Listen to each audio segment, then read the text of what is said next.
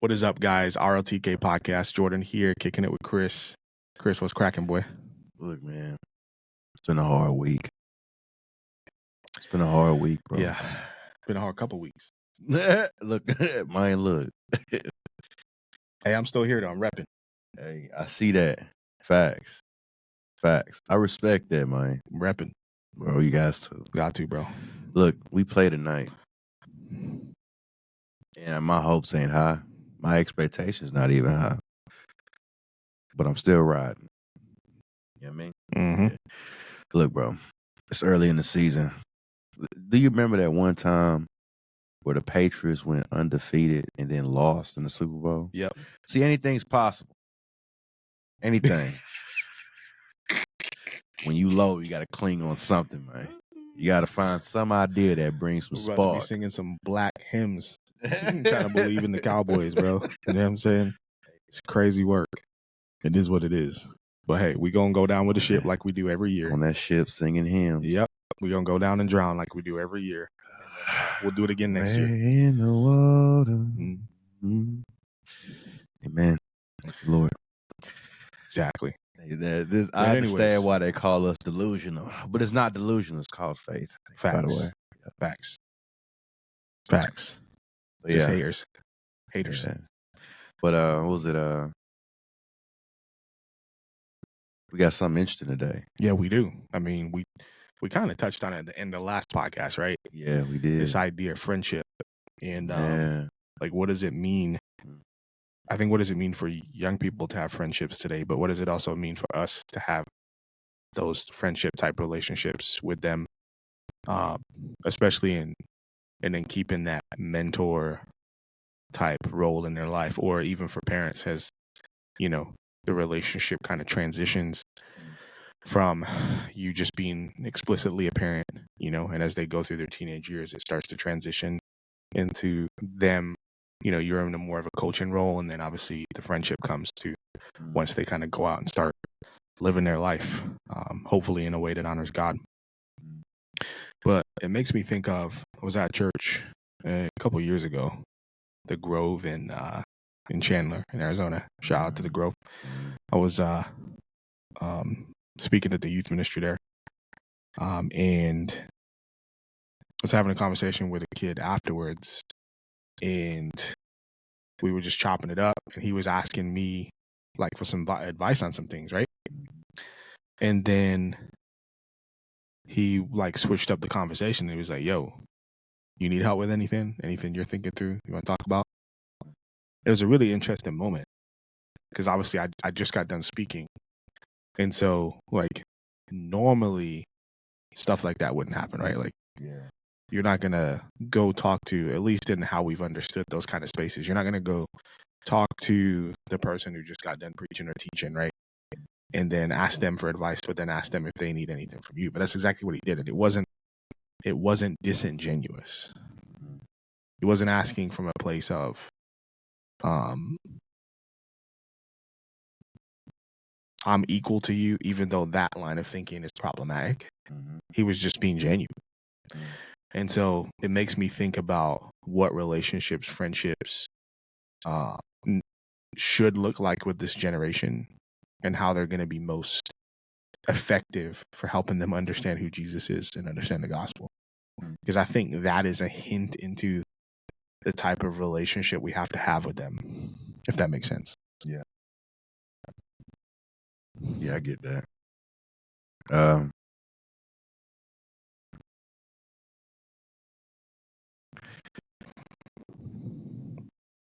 It's weird because friendship is an interesting thing that we get to experience in life, right? You get to have this thing, we have called it. We call it relationships. We call it relations, but that's just the word we give it for the thing we experience. What is connection, companionship, oneness, sameness, unity.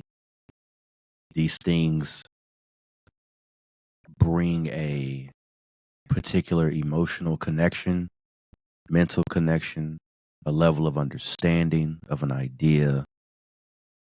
It fulfills the search of lostness. It helps you to feel as though you've been found. It fulfills you and fills you up with joy and happiness. It's a very interesting thing that we get to experience as humans, right? This Well, I thing, mean, to your point, it's like reflective of the Trinity, right? If we're gonna go back to its origins, the idea of being in community, friendship that's is good. anchored in God being Yeah, in community with himself. yeah, One God, three persons. yeah. And so part of us being made in his image is this need for desire for community. And in fact, we can't really understand who we are outside of community. Correct. We need others to see us and reflect. And validate. Yeah, reflect back to us who we are for us to understand who we actually are. Yeah, I agree. I do agree with that. But it's relations get complicated, right? Because I don't know what it's I don't I understand its story, like you explaining its origin, but also I don't understand its fundamental principle, like in the sense of uh um understanding the need of it. Like, how do I say this? Like, some people have a very hard time making friends. Mm-hmm. They have a hard time with this thing they're created to do. But I find it fascinating. Like, for example, there are some people that hate people, right? Yeah. They Mm-hmm. hate being around people, Mm-hmm. right? But they still operate in the nature of relations is just inanimate objects, right? Cups and blankets, teddy bears, music, video games. They interact with things, with inanimate objects, and they're tight with it because if you take it away, they're lost. Like, Yeah. what do I even? Mm-hmm. What do I do? I don't have music. What do I do? Right? You know what I'm saying? So I it's do. like I think I think there is a disconnection or a lack of understanding within this nature of relationship because most people can't. It's hard for them to find it, Mm. and it's hard for them to even know how to dwell within it because it's an uncomfortable thing, Mm. right? Like kids going to school. How do you make friends? Right? That's how we always ask that, right? How do I don't have any friends. We're gonna make some. I don't know. And so, right, some of them wound up doing stupid things to get attention. Mm-hmm. They Or step ending up in the wrong friend group. end up in the wrong friend group. So Yep. it's complicated, right? Yeah. It's difficult. Very. But I think by explaining its origin in the sense of God in communion with Himself, He wants us to experience that, not that type of level, but He wants us to experience relationships. He wants to experience this thing called relations. All things we have a relationship with all things, really. Even in the sense of the metaphysical things, we all desire connection. And so for me, how do I even begin to help Gen Z build the bridge of having relations, not just with other people, but also just with themselves? Yeah. You know It's what I mean? interesting. And we got to get philosophical here for a minute, which we always do anyways, but I got to enter into this space with you. So, because I think this is really important. I think we talked about this last time, this idea of structure and direction, right? So Yeah. God creates, but God creates something good. And Yeah. in that is the intent for the thing. Yeah. Right. And so Yeah. it's not just that the thing is good. The thing is good when it's used the way it was designed to be used. Yeah. Right. Yeah. And so what we do is we take the thing and then we use it however we want. Yep. Which is sinful. Yep. Right. And so Out of order. correct. So to your point, I think what happens is because of sin, brokenness, corruption in the earth, right? We take things that are designed to be used in a particular way for us to experience a particular benefit and use them however we see fit. Yeah. So we put our hope in an inanimate object right? Instead of in relationship with others, right? Mm-hmm. And so I think that's part of what you're pointing to. And there is this reality that we do have relations, connection to a ton of things, right? Yeah. Um, but I think we're supposed to have connection to relation to things in a specific way, in the way that God designed it. Does that make sense? Yeah, I do. I get that. And so I think if we do that, and I think ultimately that's what we have to teach young people. It's really interesting because I have conversations with people, and you know, when I get down to the brass tacks of things with people in my line of work, like being in the mental health space, right? Especially when people like don't have faith, there's this sense of like a lack of grounding. Like when you get down to it, when you like strip down, like because you in therapy, that's what you're doing. You're stripping stuff down. So as you're stripping stuff down, as you're getting down to the brass tacks of things, what I really believe, what I really think, who I really am, there's this sense of, okay, like this is what I do, but I have no real grounding for why I do it. You know what I mean? Yeah. And I don't really know where to put my hope or where to put my belief that this is actually the right way to live or the right way to do something. There's a sense of like lostness there. Yeah. And so I think at the end of the day, I think that's what we're seeing with a lot of young people. Like they're doing things, but there's no real grounding to why they're doing it, if that makes sense. Yeah. And I think like if I was going to ask and answer the question, like how does relationships, friendships differ for this generation? I think they care about relationships deeply, in my opinion.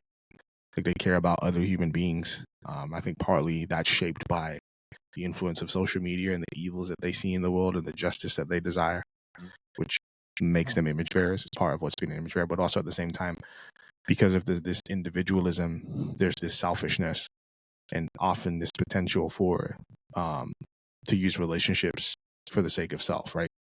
Knowingly or unknowingly. And so, and I think that's been true of our generations as well. I just think we're seeing it a little bit more extreme just because of the nature of like the polarization of where they live. Does that make sense? Yeah. So I think we have an obligation to like bring order to that. And the way that we bring order to it is we like strip back to the studs, right? And help them understand like, okay, this is where the foundation has to be in Christ. This is where order comes from. And then as a consequence, like this is how you build a relationship in the right way. Because what we're saying is there is actually a way to do something. And there is also ways to not do something, right? Agreed. Yeah, there is and so a proper I think that way has to be communicated.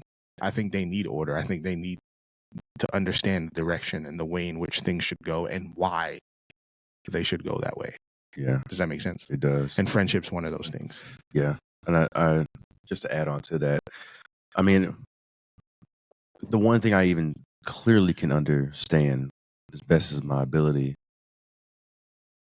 the only thing I can really understand why God has given us the ability to have relations is so we can know him. I would agree. So if that is the position, that relationship is created to know God, because how can you know him without this force called relation? Then how I see it in today's generation, we're and I understand in the sense of if God made something to be good, we have to use it in that particular order. That I understand, but how are we doing that? I think we're doing that in the sense of language, right? I think we're using language in the sense of how to identify how we ought to relate to something. And so I think, like, if God says something is good, right, that means we have a relationship with a particular good that is complete, doesn't need anything added to it. It functions well on its own. And when I come in the picture, I am complete within itself as well, right? There's nothing really else that needs to be done. I think what we're doing is we're adding on to that thing, right? Okay. Exactly what you're saying, right? We're not using it according to how it's supposed to be made. And when I look at people in relationships today, there's different titles of relationships, right? There's different ways you can have a relationship with people, right? Especially when it comes to the individualism or the selfishness or the entitlement or preferences. Like all these things flow within the realm of relations, and it's not being used. So these things, what I think you're saying is, since we have to break those things down, we have to break those ideas down, right? When someone that they're polyamory, right, or their friends are into a particular type of pleasure, right? If you take that pleasure away, are they really friends then? Right? Good question. So what is pleasure, not pleasure, what is relations or friendships really centered around? Right? Should be centered around God. It Like should be centered around God, right? godliness. But I think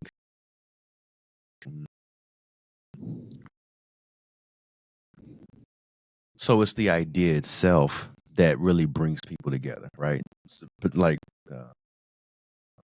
certain bubbles and groups and stuff like that brings people together, ideas. But I don't know really how I'm trying to find the ways to phrase this, bro. But because if we're going to try to correct or try to help Gen Z understand how to have proper relations, Well, I think we got to show them, right? I mean, we got to talk about it for sure, but we got to show them as well. And I think part of that comes in the types of relationships we have with them, right? I think about like what makes a friendship, right? It's a good question. Yeah. Don't you think? Yeah. And so I think number one, we would both say God-centered, right? So like that's the initial answer. Yeah, correct. But then I would say like, how does that work itself out? Okay, so I think both parties in the context of the relationship have to be valuable, right? So there's a reciprocation there. They both value each other. Yeah. And they both have things to bring to the relationship and offer to it, right? Yeah. Makes sense? And I think this is important. Here's why it's important. Because Gen Z doesn't value relationships that are hierarchical, right? So they don't want to be in relationships where somebody is an authoritarian figure over them.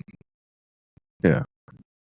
And so I think when you give them space to contribute something to the relationship, they may not be able to contribute as much as you, right? Yeah.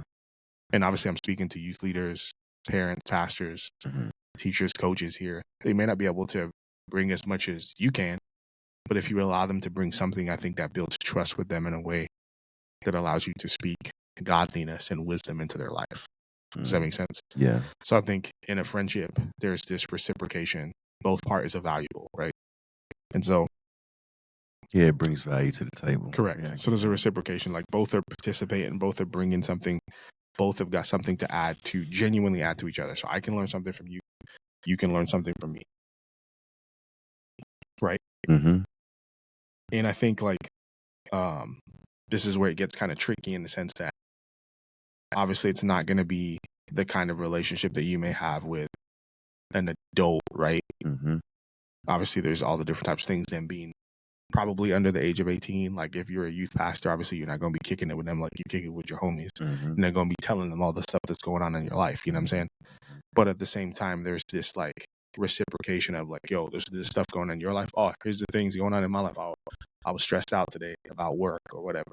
You know what I'm saying? So there's things that you'll share to make them feel connected to you, and they'll share because they need from you to feel connected to you and get the valuable information that they need. And so it's kind of interesting. It kind of reminds me of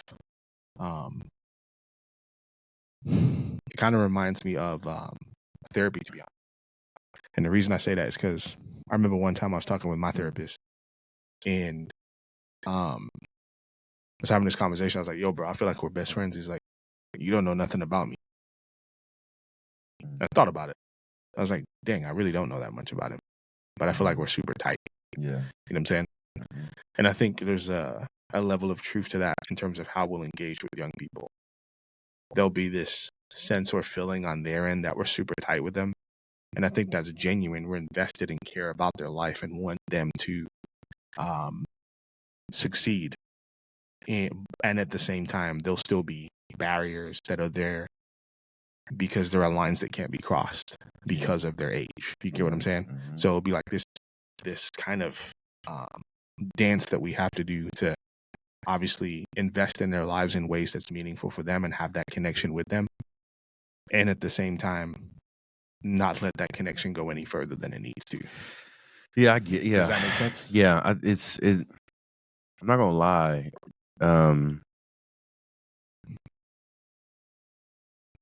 To It's pretty complicated. to a certain extent, it's almost an illusion of equality. Yes, I would agree with you on that.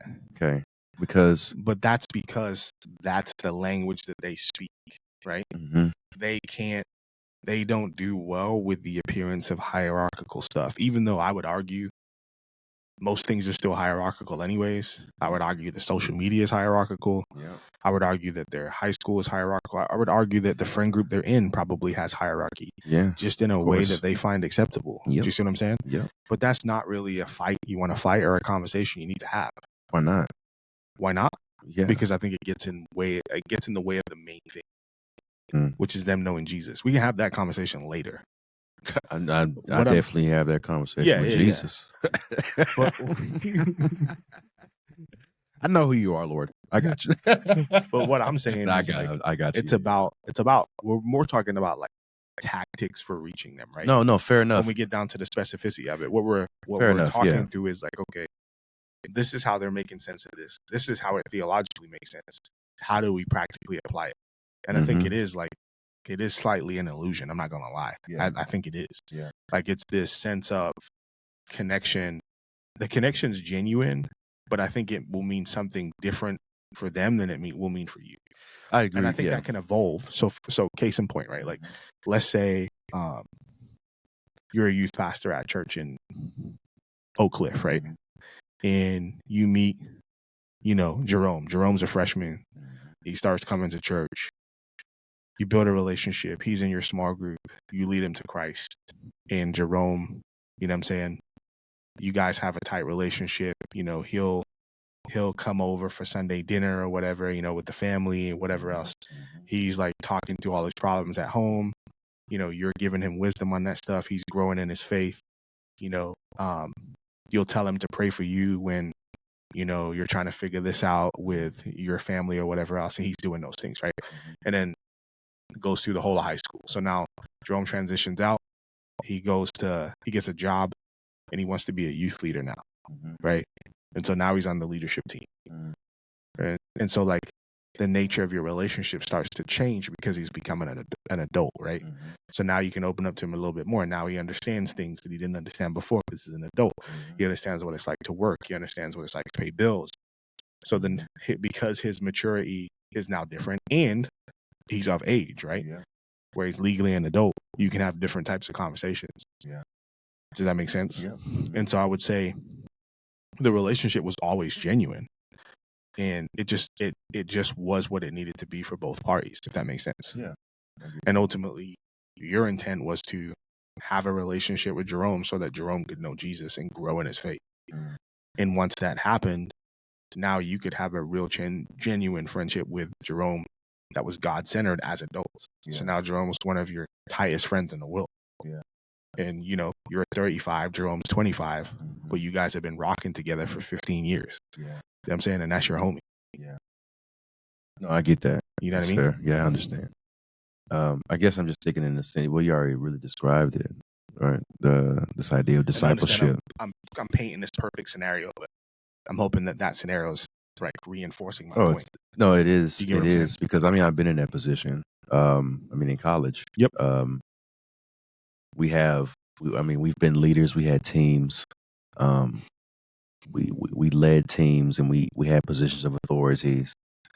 We was in positions of authority, and we had to lead our team. We had to serve our team. We had to create relational equity, right? We had to tell them to do things they necessarily didn't want to do. We had to walk with them when they didn't know what to do, right? And people did that for us too. They did it for us as well. Yeah, exactly. Sure. And so I think, man, I wish I had the language, bro, because it's fascinating what you're saying to me, because there are different titles in the realm of relations. They're not all the same. Correct. right? And so even when you think in the form of marriage, when you think in the form of mentor, mentee, parents, children, aunties, uncles, like all these things are different hierarchical structures of relations. So that's fascinating to me. But I do like what you say. Go back to the idea of value. I think that's the main thing that I'm trying to communicate is how do we bring value to Gen Z in the form of friendship. Mm-hmm. And the only thing I can think of is two things: information and my willingness to serve them where they are. Mm. And so I am willing to go out of my way to serve you where you are. Right? Hey, Chris, I need you for this. Hey, Chris, can you help me out? That's good. If you're, I love encouraging people. I like that. I like lifting up heads. I like to see them smile. Yep. I like to, you know what I'm saying? I like doing that. And also information. If I don't know something and you want to know, I'll go out there and read 10,000 books for you so I can give it to you. Right? Information. I think that's the only thing that we can really, for me, that's what's come to my mind, is to serve them and give them information. Yep. I think, especially if you're a youth pastor, parent, any form of leadership, I think the greatest burden, even in my experience, the most heaviest thing I've ever felt when it's dealing with Gen Z is, am I saying the right thing? That bothers me a lot. Because to a certain degree, I understand how important language is, right? And not in the sense of offending them. I'm not bothered by offending them. If we're having a deep conversation, I'm going to offend you. And you're going to offend me. That's the nature of truth. Truth offends us. And so what I mean by saying the right thing is, am I formulating the right sentence that can provoke the right thought so you can think what you should think? And so that's what I mean by that. Serving and giving the right information. It's just as we're talking about it, Yeah. flushing this thing out. If the best way I can be a friend to a Gen Z, those are the two things I can think about. Yeah, I mean, wisdom for sure, right? And we talked about asking questions and telling stories the last time. So I think we could harken back to that. Like, I think better than me, well, I'll say better. Safer, maybe better too, What do you mean? than me, like, saying the right thing is asking the right question. And I think it's easier to ask the right questions than it is to say the right thing. I don't know. I think I agree with you, but well, I don't agree. I don't, because I find myself in situations sometimes where I am in deep conversation with Gen Z, Mhm. and how do I say this? There is a way that the mind thinks, Mhm. and I do think this is way off topic, but I think it adds to the conversation here. There is, I don't know the term for it, but there is a metaphysical alignment with how to think. There has to be a right way of thinking. If there's not a right way of thinking, then truth doesn't exist. Yeah, I get you. Okay, so if truth exists and there's a right way of thinking, Mhm. then asking questions is good, but I also got to know I also have to have the answer myself. Yeah, but then Because they're going that to would, challenge you with the question. sure, but that would make me God, though. That's I don't have to have the right answer in the sense that like Christ reveals truth, right? And so the burden of conversion is not on me. well, I'm not talking about truth, or even, Well, you just said there has to be a right way of thinking. well, yes, it has to be a right way of. Oh, there is no truth. So you got to be talking about truth. Well, no, what I'm talking about, well, to a degree, I am talking about truth. You're Mhm. right. I You're right. I am talking about truth, but mostly what I'm saying is a sense of alignment with that. Yeah, I for do sure. think there is general truths that we can discuss and that are actually accurate. Correct. Now, when it comes to objective things, I really can't speak to those a lot of the times, but there are general facts and general truths that do exist that we can have deep discussions about, Mm-hmm. which leads to the Yeah. objective thing. And I'm not saying, and I would say, obviously, I'm making the assumption that a Christian would know what those things are, right? I'm assuming that in this conversation, at least at its most basic, fundamental form. I'm not talking about all the specifics and all the crazy things that you and I might talk about that are secondary. I'm talking about the essential things, right? Okay. Yeah. And so I'm assuming that that a Christian would understand those essential things in this conversation. Yeah. Maybe I shouldn't assume that, but I am for the purposes of us being able to even have this conversation. Because then we got to go into what the essentials are, and now we're like somewhere else, right? Yeah. So, but I do get what you're saying, and I do agree. I'm just saying, and this is why I think conversation is so essential, and even in the context of friendship, right? Because what I don't want to do is put the burden on myself of trying to say all the right things and do all the right things, because I'm gonna make mistakes. I'm gonna say the wrong things at times. I'm gonna get in the way at times, right? And I need to be able to own that, apologize for that, repent for that, whatever, right? Yeah. But when I ask questions, I can create space for that person to ultimately really think about what it is that they believe.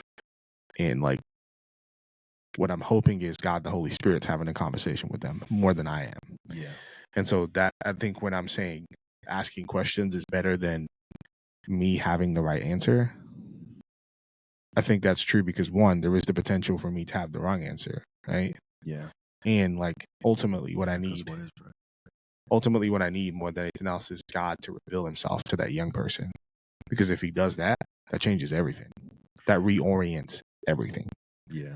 Right? That reorients them towards the truth. So now the perspective by which they're interpreting reality is truth. Do you get what I'm saying? Yeah. And so that's actually what I need to happen. No, I don't disagree.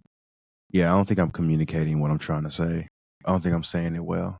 Because I'm not saying I'm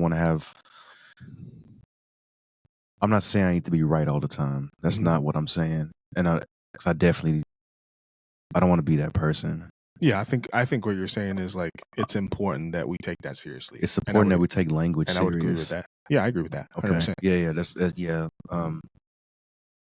But I think to your point, one of the other things I would add to your list is the importance of encouraging Gen Z to have friendships with other godly people.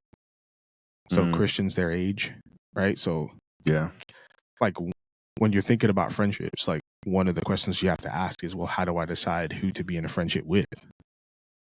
Right? It's a fair question. I gotta like pick friends. Yeah. So if I gotta pick friends, there has to be a criteria by which I pick them, right? Yeah. And so the number one criteria has to be godliness. It has to be. Yeah. It has to be this person. Like, they may make mistakes, they may be immature at times, all those different types of things, but they have a genuine desire to love God and to grow in their relationship with Christ. That has to be the number one criteria. Yeah. And I have to encourage kids in that direction. Because once again, me as a mentor, me as a parent, me as a pastor, teacher, coach, I'm not always going to be there. Right? And the reality is their friends are having way more influence than I am on them. Right? Yeah. They're helping shape and form them. And so if they are in relationship and engaging with godly friends, that's going to make all the difference. Yeah. Because when they're struggling through something, they're going to go to their godly friends for wisdom. And that wisdom may not always be great. Yeah. But it's got way more chance of being influenced by the scriptures and godliness than if they're not godly. Yeah. You get what I'm saying? I do. And so they might not know exactly all the right things to say or how to say them, but they might be like, hey, man, like, let's pray about that. Or, hey, that's probably not a good idea. That sounds like that would get you into trouble or whatever. And I'm not going to say there aren't Christian friends who be like, hey, just do it. God forgives. You know what I'm saying? Like, I mean, obviously that could be a possibility too. But I think there's way less possibility of that happening if you're in relationship with friends who want to grow in godliness. And so I think we got to be encouraging them in that direction too. Yeah. Yeah. And helping them see the value in that. The value in those types of friendships, right? Because the reality is, if you have those types of friendships, Mm-hmm. you're also going to miss out on stuff. No, you're not going to be going to the parties and turning up. You know what I'm saying? You got me. I think, yeah. You're not going to be trying to go to the hotel after prom. Yeah. You know what I mean? Yeah. You're not going to be participating in those types of things. And so I think also, like, and I'm not sure we always do a good job of this, is communicating what living for Christ is actually going to cost you, especially in high school. Yeah, what is it? Yeah. You know what I'm saying? Because it's probably going to cost you something, unless you're the star quarterback, right? Tebow. Yeah, and even then, it's going to cost you something because you're going to have all these girls in your DMs, and you're going to have to say, well, you're going to have to make the choice to say no for Jesus. You know what I'm saying? So in that sense, it still costs you something. Well, it's going to create haters because they're going to think. Correct. You think you're better than us? Yeah, all that stuff. So it creates problems in a different type of way, right? There's things that you're not going to participate in because of your faith. And then there's people that won't like you because of your faith, right? Yeah. So if you're not that star person, right, then you're probably going to experience some of those things and other things too, right? Mm-hmm. Because you're choosing to stand for your faith in a situation where there's people that don't believe that or are opposed to it. And what we do know is that in a lot of those high school contexts, there's way more people that are opposed to it than are not, right? Yeah. And so I think helping students understand, like, hey, it's gonna cost you some things, like the scripture says it is. Now, it's not gonna cost you your life in all likelihood.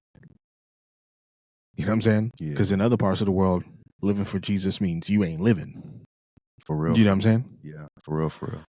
But it might cost you, like I said, going to parties. It might cost you certain relationships, whatever, so on and so forth. But at the end of the day, you're willing to make those sacrifices because what you want is Jesus more than those things. And that is a hard lesson to learn as an adult, let alone a teenager. You ain't capping, bro. You know what I'm saying? I mean, I just now. And so I feel like that. I feel like even in our communication to them, I think there has to be a recognition of how difficult that is, and B, an expectation that they're going to fail at that. Yeah. And not because we think we're better than them, just because we know that we fail at it too. Yeah. You know what I'm saying? Yeah. And we're like adults. Well, I mean, I take it back all the way to the beginning in Genesis. What did God say to Adam? If you eat this fruit, you'll surely die. Adam didn't die, but he died. And I think there is this truth metaphysically in the sense of decay of the mind, of morals and ethics. And one of the big reasons why we should push Gen Z to have godly friends is so that they want so their moral and ethical structure won't go through the process of decaying, right? I mean, look at it, bro. Like, we were once innocent. Now, not innocent in the sense of righteousness, but innocence in the sense of we wasn't touched by the world. But we got to experience it, fell in love with it, and it slowly was killing us. Mm-hmm. Our morals and ethics, how we perceived women, how we perceived money, how we perceive jewelry, how we perceive success, all these is in the realm of decay. And so why is it important for Gen Z to have godly friends? Well, so those things can be preserved. Good cannot be used if it's being used by something that's dying, right? You cannot enjoy the good if you're dying, right? And so this is why Christ brings us to life, right? This is why he gives us life so we can experience the good, right? So we can experience so we can not just experience, but we can understand what he's created, right? Well, why I need to do that? Well, so you can properly understand why God gave this to you. Even in the sense of relationships, right? You can't do relationships however you want. there are reasons why there are boundaries in relationships, right?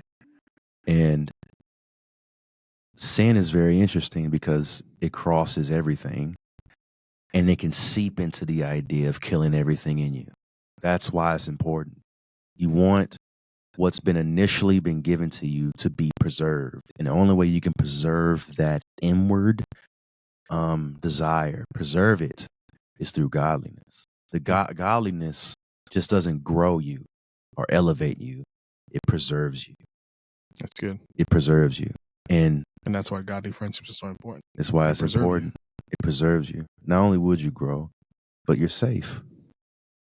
You get to have it a little bit more longer than initially if you just went out there and did it on your own. You have a little bit more longer and you get to enjoy it. And you get to see the benefit of it.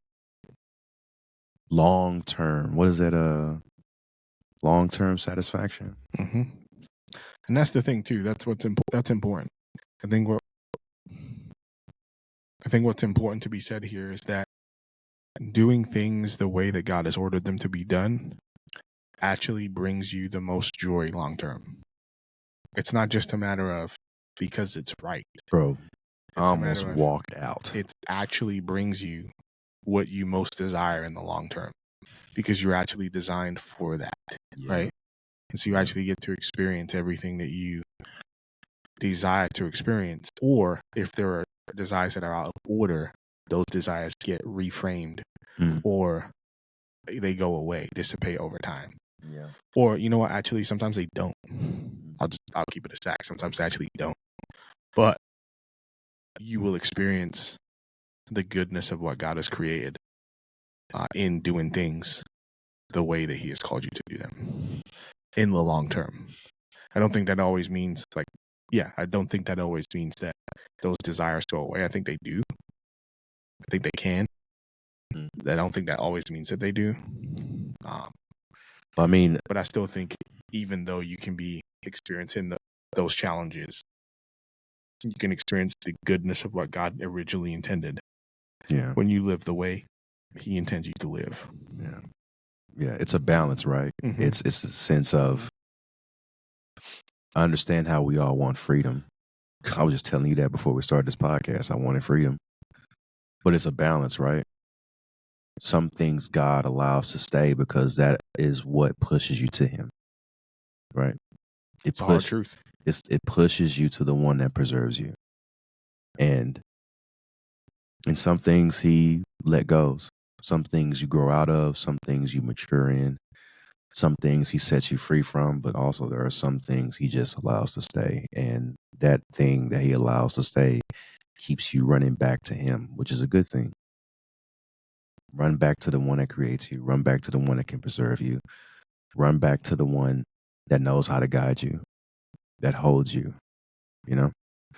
And surround yourself with people that do the same. Yeah. Mm-hmm. All right, bro. Another episode in the books? Yes. I can tell you have more thoughts.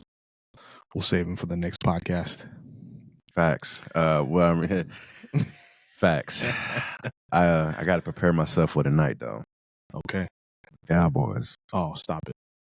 All right. Myself. Well, this is the beginning of the conversation, not the end, like we always say. Grateful for you guys. You got questions, you got comments, concerns, you know where to hit us up. We love you and we talk to you soon. Peace. Deuces.